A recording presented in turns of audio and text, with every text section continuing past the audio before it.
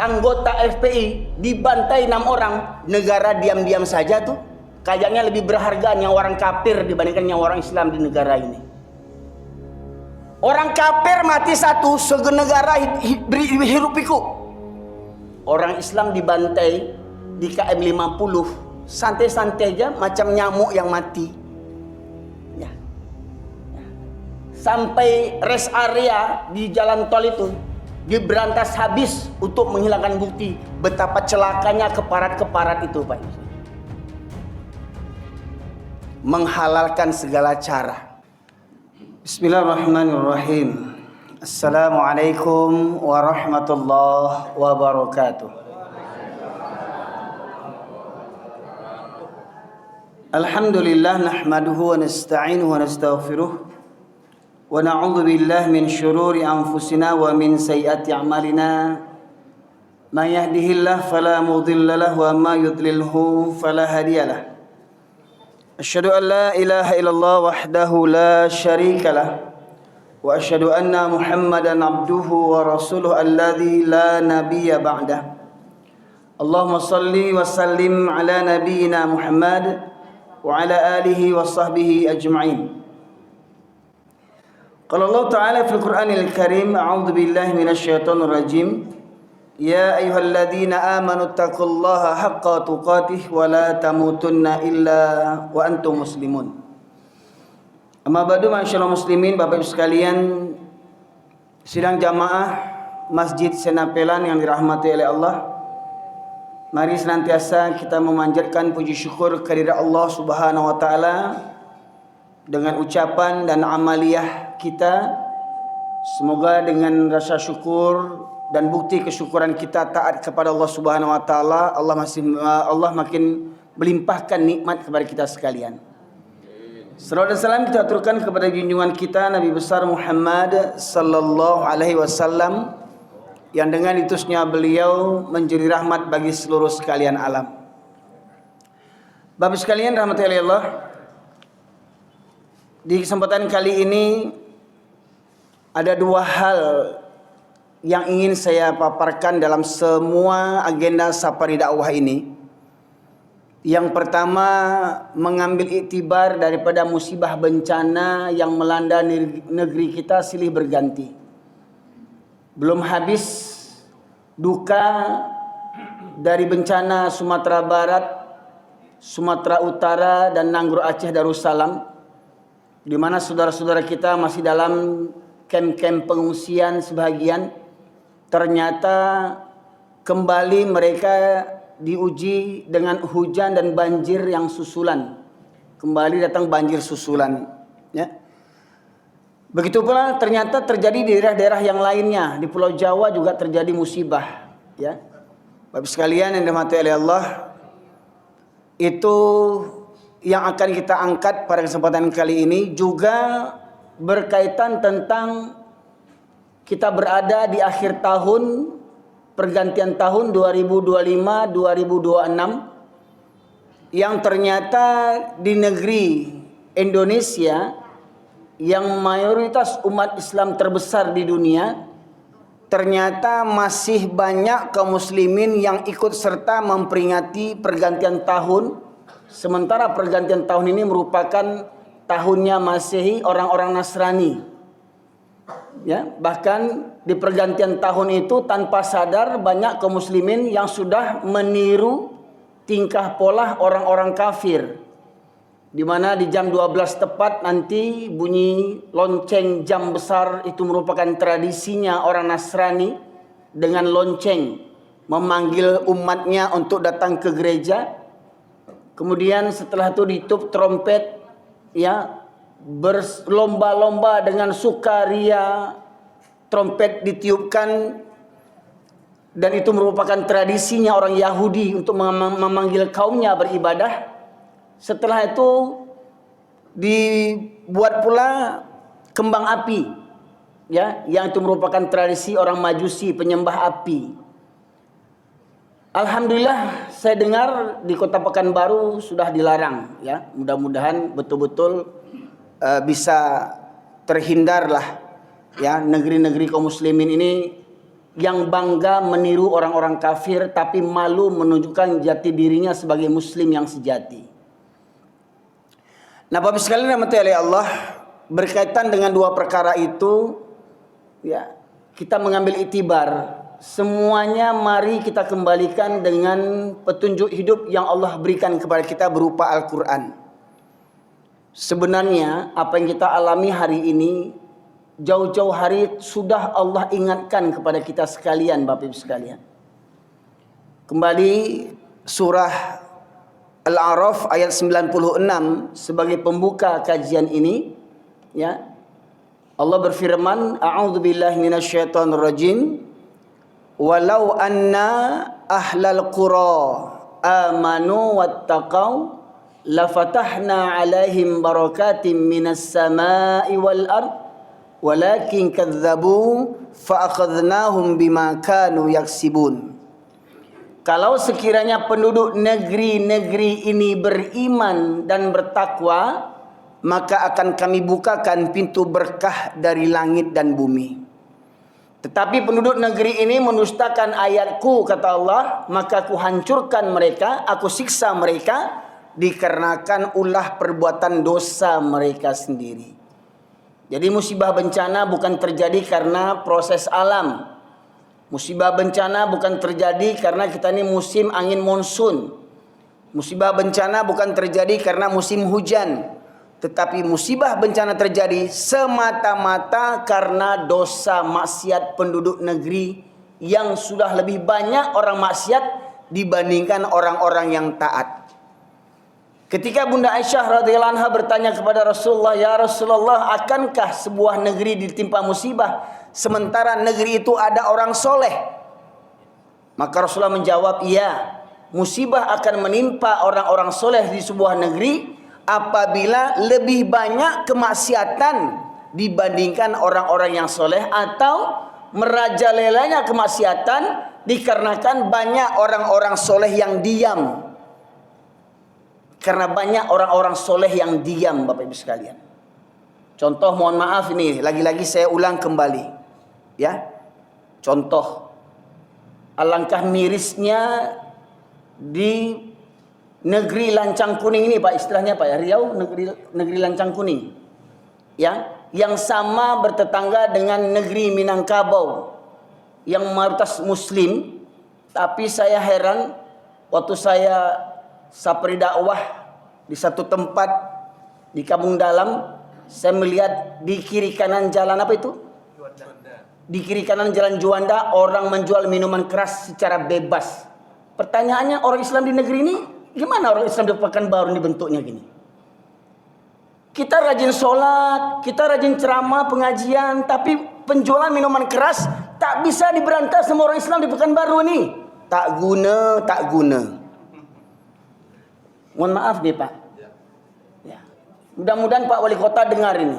Mudah-mudahan Pak Gubernur dengar ini. Oh Ustaz, kami jual arak, ya, alhamdulillah sampai sekarang Pekanbaru tidak kena azab seperti di Sumatera Barat, tidak kena bencana kami Ustaz. Tunggu dulu, jangan gadang kepala dulu. Ya, kalau Pekanbaru aman-aman jo kini, sementara penjualan minuman keras terjual bebas di sana. Apa kata Allah? Ya, falamma nasu ma dzukiru bih fatahna alaihim abwaaba kulli syai' hatta idza farihu bima utu akhadnahum baghtatan wa hum mublisun. Dan ketika mereka melupakan peringatanku, kata Allah, melupakan peringatan Allah dari Al-Quran, bahwasanya itu halal, ini haram dan segala macamnya, banyak orang Islam yang melupakan perintah dan larangan Allah. Apa kata Allah? Maka aku bukakan semua pintu-pintu kesenangan. Pekanbaru, ya, negerinya semakin maju. Dulu saya kecil-kecil, saya punya etek, kakak ayah saya dulu jualan nasi di pasar pusat dekat masjid apa tuh Pak? Enggak, pasar pusat jalan-jalan Irsyad, Masjid Al Irsyad. Ya. Ya. Saya kecil-kecil sering. Dulu saya tahunya gedung yang paling tinggi di Pekanbaru ini hotel yang dekat Jembatan Leton dulu, Pak. Betul, Pak ya? Satu-satunya, karena saya lihat kota gedung di Jalan Sudirman tuh hampir sama dengan di Pariaman, sama tingginya dulu. Belum ada Senapelan Plaza dulu situ tuh. Ya, Pak ya? Masih ada nih angkot-angkot kita dulu. Masih terminal Jalan Nangka dulu, Pak Ibu sekalian. Ya, tapi sekarang Pekanbaru semakin pesat membangun. Ya. Padahal di situ ada jual minuman keras secara bebas. Ya. Dan mohon maaf ini yang mendengar ceramah saya yang penjual minuman keras yang beragama Islam, taubatlah kalian kepada Allah sebelum azab menimpa kalian. Taubat kalian. Ya. Kalau Anda marah, jangan marah sama saya, marah sama Allah Subhanahu wa taala. Di masa Rasulullah arak-arak itu ditumpahkan semua. Mohon maaf, ulama besar banyak di Pekanbaru nih. Kenapa minuman keras itu tidak bisa diberantas? Oh, jam terbang banyak, ceramah begini, bungono ceramah banyak, sejuta umat orang hadir. Minuman keras tidak bisa diberantas. Tak punya muka orang Islam di Pekanbaru nih, Pak Ibu sekalian. Pertanyaannya, siapa yang backing itu, Pak? Siapa yang backing minuman keras itu, Pak? Coba. Itu. Pak Ibu sekalian, itu merupakan aib bagi kita orang Melayu, Pak Ibu sekalian. Baiklah Pak Ibu sekalian, rahmati oleh Allah. Pada kesempatan kali ini saya ingin mengambil itibar dari beberapa kaum nabi-nabi yang terdahulu. Pertama, kaum Nabi Nuh alaihissalam. Di masa kaum Nabi Nuh lah pertama kali terjadinya penyembahan berhala berupa patung-patung orang-orang soleh. Jadi lupa ternyata berhala-berhala, patung-patung yang mereka sembah itu semua awalnya adalah patung-patung orang-orang soleh. Di zaman mereka orang-orang soleh yang mengajak kepada Allah, Pak Ibu sekalian. Kemudian orang-orang soleh itu meninggal dunia. Maka silakan nanti dilihat dalam kitab Qisasul Anbiya yang dikarang oleh Imam Ibnu Katsir, ya, pengarang yang tafsirnya fenomenal, tafsir Ibnu Katsir. Beliau juga menyusun buku Qisasul Anbiya, kisah para nabi. Di situ jelaskan ketika para alim ulama di zaman Nabi Adam menjelang Nabi Nuh meninggal dunia, setan merubah wujud kepada seperti bentuk manusia dan mendatangi pengikut-pengikut orang-orang soleh. Apa kata setan menggoda mereka? Tidakkah kalian mengenang jasa guru-guru kalian, jasa syekh-syekh kalian, jasa ulama-ulama kalian? Apa kata jamaahnya? Ya kami rindulah, kami simpatilah, kami menghargailah syekh-syekh kami. Terus bagaimana kami mengenangnya? Apa kata iblis? Kenapa tidak kalian buat patungnya untuk mengenang jasa mereka? Ketika kalian melihat patungnya, kalian kembali semangat untuk mengikuti ajaran-ajaran guru-guru kalian. Akhirnya setan ini membuatkan satu patung. Dibuatlah oleh setan ini patung, ya, di antara nama-nama ulama-ulama yang pada masa itu, seperti mana Allah tegaskan dalam surat Nuh ayat 23, surat ke-71 ayat 23, Allah berfirman, A'udzubillahi minasyaitonirrajim. Wa qalu la tadarunna alihatakum wa la tadarunna waddaw wa la suwa'aw wa la ya'utha wa ya'uqa wa nasra. Jadi ulama mereka, apa kata mereka?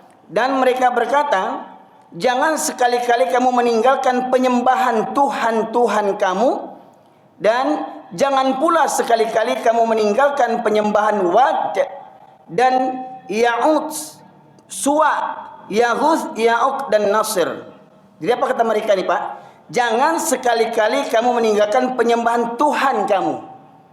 Jadi mereka mengaku beriman kepada Allah, tetapi di samping itu mereka membuat patung untuk apa? Dengan kami menyembah patung ini, semakin mendekatkan diri kami kepada Allah Subhanahu wa taala. Nah, itu tawasul tadi, ya.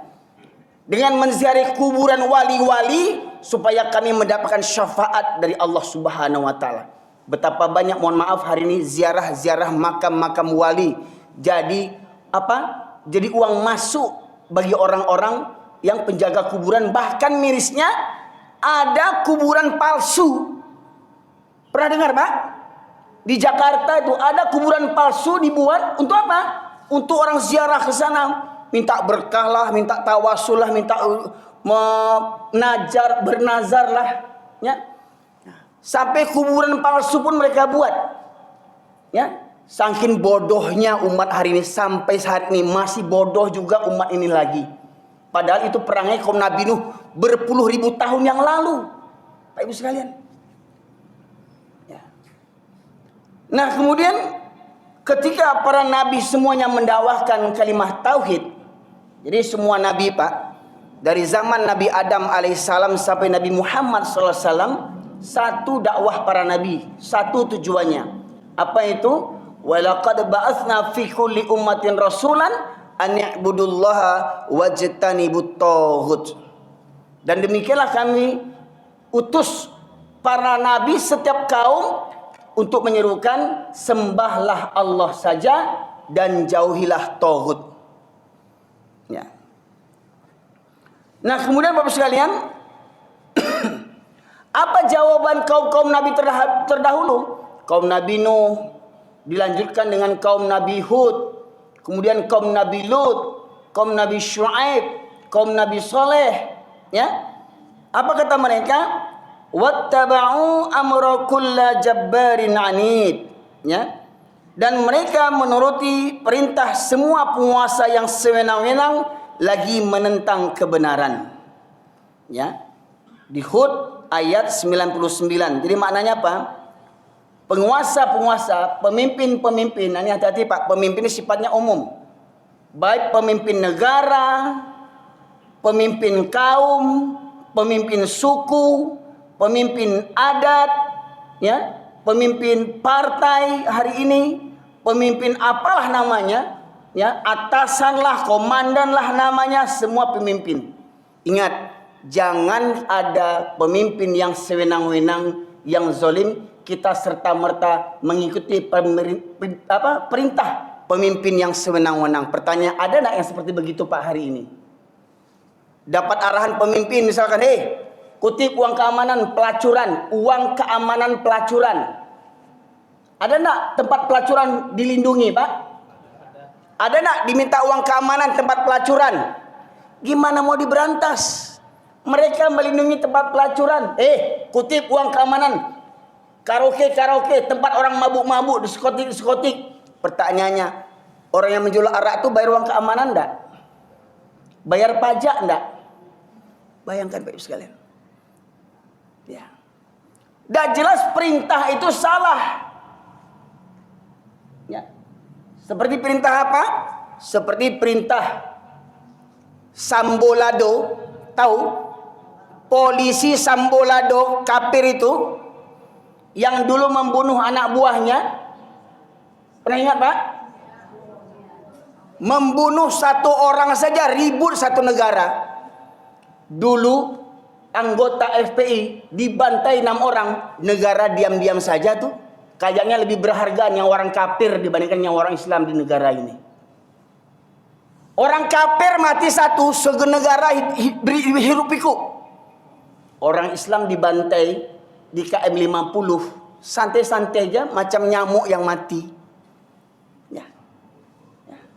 Sampai rest area di jalan tol itu diberantas habis untuk menghilangkan bukti betapa celakanya keparat-keparat itu, Pak.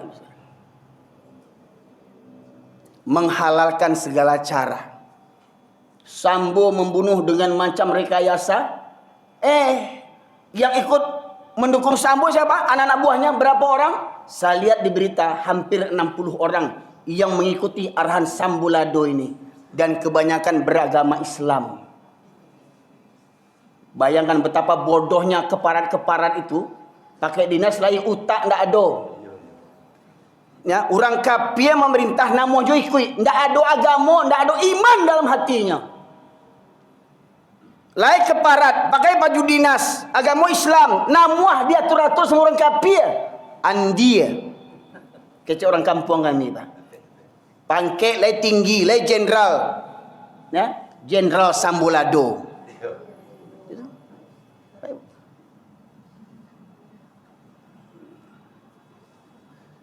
Jadi jangan penguasa, pemimpin yang sewenang-wenang, jangan serta-merta kita gimana lagi lah kalau nggak saya kerjakan, saya ini bawahan, nanti kena mutasi, nanti kena pecat, nanti nggak dapat naik pangkat.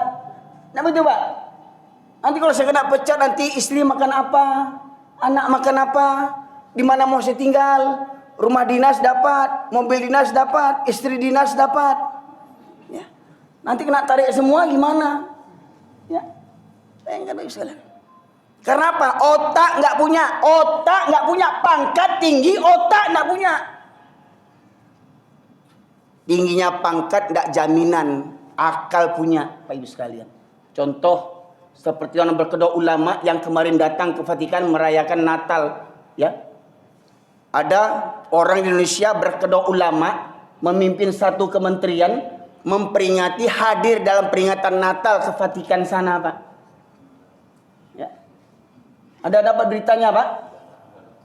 Nah, coba. Itu namanya generasi Bal'am bin Ba'urah. Mohon maaf nih ya, karena ini sensitif, ya, supaya Bapak tahu bagaimana kedudukan ulama-ulama yang bergabung dengan orang-orang kafir dalam merayakan Natalan bersama. Nah, minta tolong saya. Ada Quran terjemahan, Pak? Minta tolong tadi ada. Imam kita tadi. Coba cari Quran terjemahan. Ini kajian sensi, Pak. Ya. Banyak orang menyumpah sama saya karena apa? Salah faham. Ya, tolong dibuka. Surat ke-7 ayat 176.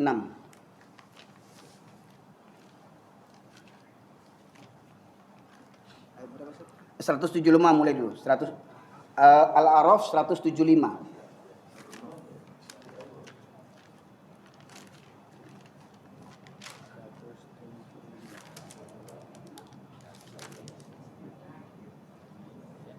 Temu? Ya, terjemahnya saja dibaca. Coba berdiri sini. Biar bisa sama viral nanti. Ya. 175. Dan bacakanlah Muhammad kepada mereka berita orang yang telah kami berikan. Tunggu. Alak Medan doamu. Alak kita do. Dan bacakanlah Muhammad kepada mereka berita orang yang telah kami berikan ayat-ayat kami kepadanya. Kemudian dia melepaskan diri dari ayat-ayat itu, lalu dia diikuti oleh setan sampai dia tergoda. Perintah Allah di awal ayat, watslu alaihim, ada kata perintah, dan bacakanlah kepada mereka, kepada orang banyak, hai Muhammad, tentang orang yang dulu kami berikan ilmu tentang Al-Quran. Ya, dia menguasai Al-Quran. Dia mungkin menghafal Al-Quran, dia bisa berdakwah dengan Al-Quran. Tetapi apa? Setelah dia punya ilmu tadi, dia lepaskan ayat-ayat Al-Quran. Dia tidak peduli dengan mengamalkan Al-Quran tadi. Ya. Lalu dia diikuti oleh setan. Kalau sudah dia tidak memperdalam lagi Al-Quran, ya, akhirnya dia diikuti oleh setan sampai dia tergoda. Maka jadilah dia menjadi orang-orang yang sesat. Padahal dulu dia ahlul Quran, menghafalnya, menafsirkannya, mendakwahkannya, tetapi akhirnya dia sesat. Lantas apa kata Allah dalam ayat berikutnya? Dan sekiranya kami menghendaki, niscaya kami tinggikan derajatnya dengan ayat-ayat itu. Tetapi dia cenderung kepada dunia dan mengikuti keinginannya yang rendah. Maka perumpamaannya seperti anjing. Seperti apa? Seperti anjing. Yang keras sedikit, seperti anjing. Ya. Jika kamu menghalaunya, dijulurkan lidahnya, dan jika kamu membiarkannya, ia menjulurkan lidahnya juga. Demikianlah perumpamaan orang-orang yang mendustakan ayat-ayat kami. Maka ceritakanlah kisah-kisah itu agar mereka berpikir. Di ujung ayat apa bunyinya? Maka ceritakanlah kisah-kisah itu agar mereka berpikir. Jadi ayat ini bagi orang yang punya otak saja, Pak. Yang tak punya otak nggak nyambung ayat ini nih. Ya, yang nggak bisa berpikir nggak masuk kaji ini. Ya, apa kata Allah di awal ayat tadi? Ayat 176 tadi. Kalau kami menghendaki, kami tinggikan derajatnya dengan ayat itu. Semestinya dengan ayat Quran itu dia dimuliakan oleh dengan ilmu Qurannya. sarjana agama, master agama, ulama dipanggil orang. Tetapi apa? Dengan keulamaan ilmunya dia abaikan Al-Quran. Dia lebih kedepankan akal dan nafsunya. Maka kata Allah, mereka cenderung kepada dunia dan menurunkan hawa nafsunya rendah. Maka perumpamanya seperti anjing. Ini kotoran kareh mana ampu peluna seperti anjing. Jadi orang yang berkedok ulama yang datang ke Vatikan untuk rayakan Natal itu ulama anjing. Anjing. Ya. Oke duduk. Makasih ya. Ya tuh. Batu Ustaz kasana muncung Ustaz baca-baca anjing. Itu kan firman Allah tuh. Boleh dirubah. Perumpamaan seperti wow. Boleh dirubah, Pak.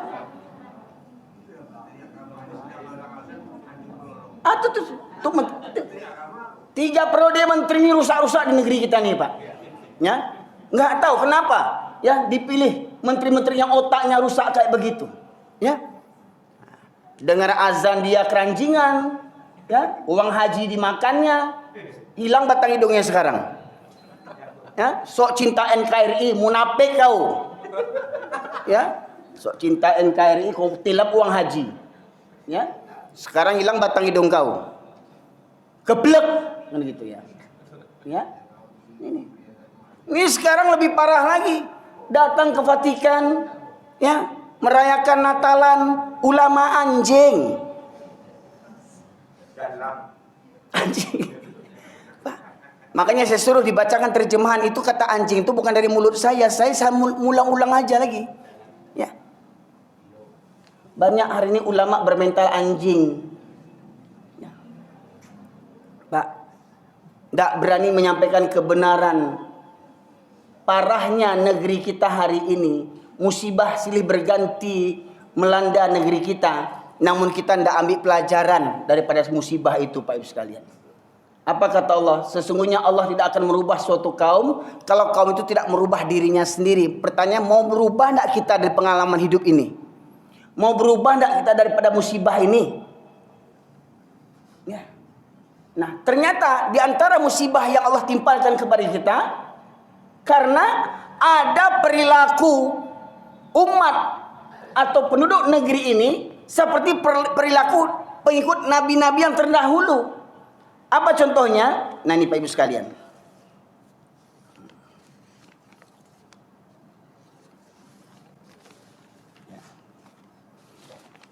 Di dalam surat Al-A'raf ayat 70 Allah berfirman, qalu ajitana lina'budullaha wahdah wa nadhara ma kana ya'budu aba'una fa'tina bima ta'iduna in kunta minas sadiqin.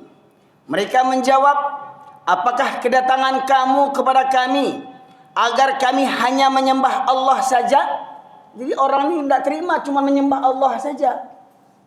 Mereka merasa tidak cukup cuma menyembah Allah saja. Maka mereka ingin ditambah dengan menyembah berhala-berhala. Contoh di Yogyakarta, meyakini pantai selatan di Yogyakarta, Pak, Parangtritis itu, tahu ya pantai selatan ya, Pak? Mereka menganggap ada Nyi Roro Kidul yang menguasai pantai selatan. Itu yang meyakini itu, Pak, bukan orang kafir. Bukan orang Hindu, orang Islam yang meyakini ada kekuasaan Nyi Roro Kidul di pantai selatan. Ya. Itu budaya orang kafir.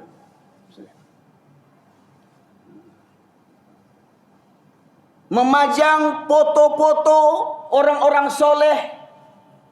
Ya. Kalau sekedar kagum, simpati kepada ajaran orang-orang soleh, mungkin boleh jadilah. Sah-sah saja mungkin ya, mungkin walaupun nanti ulama berbeda pendapat. Ya. Tetapi kalau meyakini dengan adanya foto itu, dengan adanya berhala itu, dengan adanya benda itu dapat mendatangkan rezeki supaya orang datang masuk ke Kadayawa, supaya rami Kadayawa, patang foto orang gaya itu budaya syirik.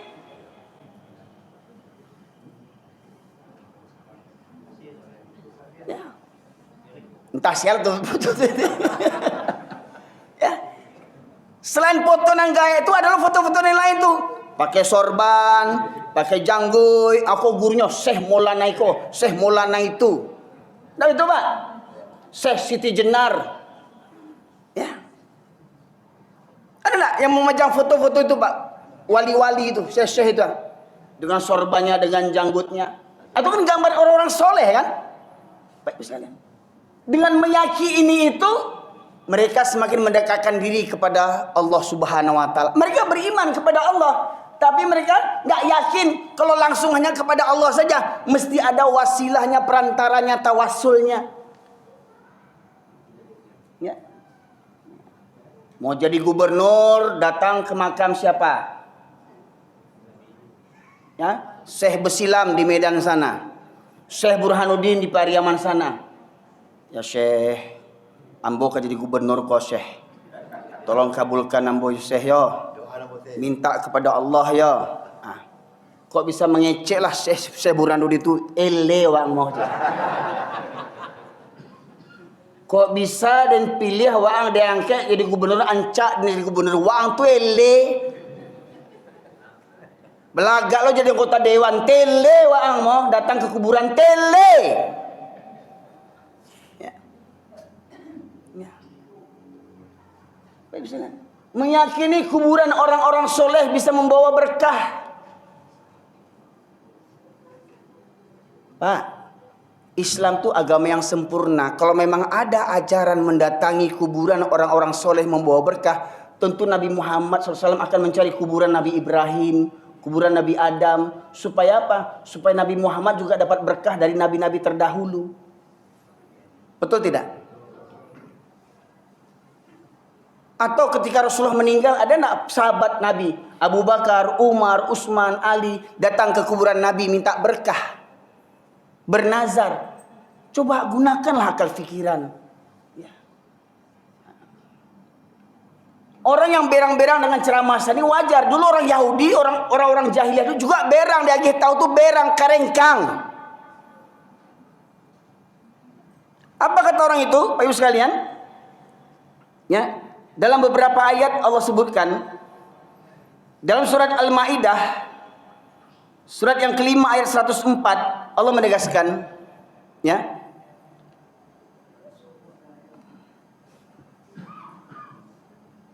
Al-Maidah 54. Mana tadi asisten tadi?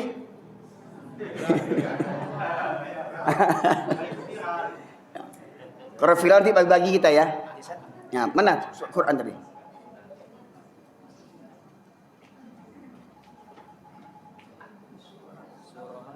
Al-Maidah 104.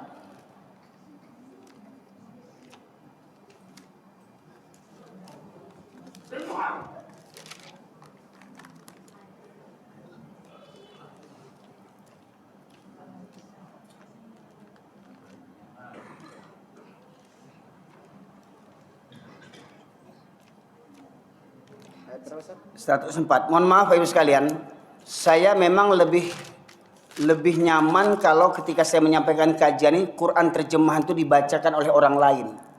Karena masih ada yang beranggapan itu kan kecewaan. Kan kecewaan tuh. Nah tuh. Lah Quran dibaca udah percaya aja lah paja tuh leh. Ya? ma ja'alallahu Ustaz. Ya, bukan. Oh, wa idza qila. Tuh. Wa idza qila ta'alu ila ma anzalallah. Ya. Artinya saja. Dan apabila dikatakan kepada mereka, marilah mengikuti apa yang diturunkan Allah dan mengikuti Rasul. Mereka menjawab, cukuplah bagi kami apa yang kami dapati nenek moyang kami mengerjakannya. Apakah mereka akan mengikuti juga nenek moyang mereka, walaupun nenek moyang mereka itu tidak mengetahui apa-apa dan tidak pula mendapat petunjuk. Nah. Ulang sekali naik. Dan apabila dikatakan kepada mereka, marilah mengikuti apa yang diturunkan Allah dan mengikuti Rasul. Apabila dikatakan kepada mereka, mari mengikuti apa yang diturunkan Allah. Yang diturunkan Allah apa? Al-Quran dan mengikuti Rasul. Yang dibawa Rasul apa? Hadis. Mari mengikuti Al-Quran dan hadis. Dikatakan kepada masyarakat ini. Tapi apa jawab mereka? Cukuplah bagi kami apa yang kami dapati nenek moyang kami mengerjakan. Oh, kami dulu sejak saya isua-isua lah bantu aku. Sejak saya isua-isua. Kaji sejak saya isua-isua sase. Kami sejak saya isua-isua bantu aku. Kalau ada anak bayi lahir, dia kasih gunting, jarum, banang, ladiang, pangku supaya nak kena palasi. Agia bawang putih, bawang merah, lado hijau, lado merah. Ditongseng anak tu bayi susah itu. Tradisi nenek moyang. Sajak saya isua-isua. Ada orang meyakini waktu orang barele, orang mau pesta pernikahan supaya tidak hujan. Apa kata yang? Apa kata orang, Bu? Celana kotok anak daro tu sampan katok. Ya Allah Rabbi, ambuk saya Pak. Pertama saya cuma dengar-dengar. Jangan duduk di pendarahan dia. Duduk sini ya, sini ya, standby ya. Saya dulu hanya mendengar-dengar saja itu. Ketika saya mengisi pengajian namanya Patang Mukwi, ada tradisi di kampung awak kalau besok mau beralek, sekarang Patang Mukwi. Patang Mukwi itu entah apalah namanya, ya. Dibuatlah ceramah, biasanya orang berorgen-orgen Patang Mukwi sampai menjelang pagi. Ketika saya mau ceramah, turun hujan. Ngomonglah dua ibu-ibu depan saya ini. Ambil serokoto nak daro tu campaan katok supaya hujan. Dia meyakini serokoto nak daro bisa membelokkan hujan. Dek saking busuknya. Meyakini serokoto anak daro bisa menangkal hujan. Takwi mana wajah serokoto tu. Ya Allah Rabbi, astagfirullahaladzim. Bajilbab mengecek itu bukan orang Hindu, bukan orang Buddha, orang awak pakai jilbab lo tuh. Kata itu tadi. Nanti kalau kasih tahu, si janggui kok sadu nak bulian, si janggui kok sasek kok. Sajak dulu, orang gaya awak bantu atu kaji sajak dulu tuh sasek. Dan berdaya saya suak aja oleh Quran hadis buka. Kau dek apa kau mohon maaf, kepatang ada yang komen lagi di YouTube, bahkan buat video tandingan, ya. Saya katakan kalau khutbah Jumat Pak pakai bahasa Indonesia, enggak usah pakai Arab. Kita orang Indonesia bukan orang Arab. Mohon maaf Pak. Khutbah Jumat itu artinya nasihat, berikan nasihat, pelajaran. Bagaimana mau jadi pelajaran kalau kita tidak tahu artinya? Pakai bahasa yang mudah dipahami oleh orang penduduk setempat. Kok khutbah Jumat pakai bahasa Arab, mohon maaf kok berang ya Pak, berang je lah. Oh kita kira sunnah Nabi. Nabi itu berjanggui, khatib itu berjanggui nak. Bulu hidung panjangnya. Yang sunnah Nabi kan kelamak dia awak je pakai. Kadang apa-apa ku sunnah Nabi. Oh babi ni ampe, masna, poligami. Itu sunnah Nabi. Taunya kawinnya tahu sunnah Nabi itu. Kalau itu ketujuan sunnah Nabi itu. Cuma namu yang lu talok lagi. Kok talok ambo bantai? Mungkin alhamdulillah biniamu baru 2 baru. Dek seorangnya meninggal, bini batamu meninggal Pak. Berganti bini yang kedua tuh.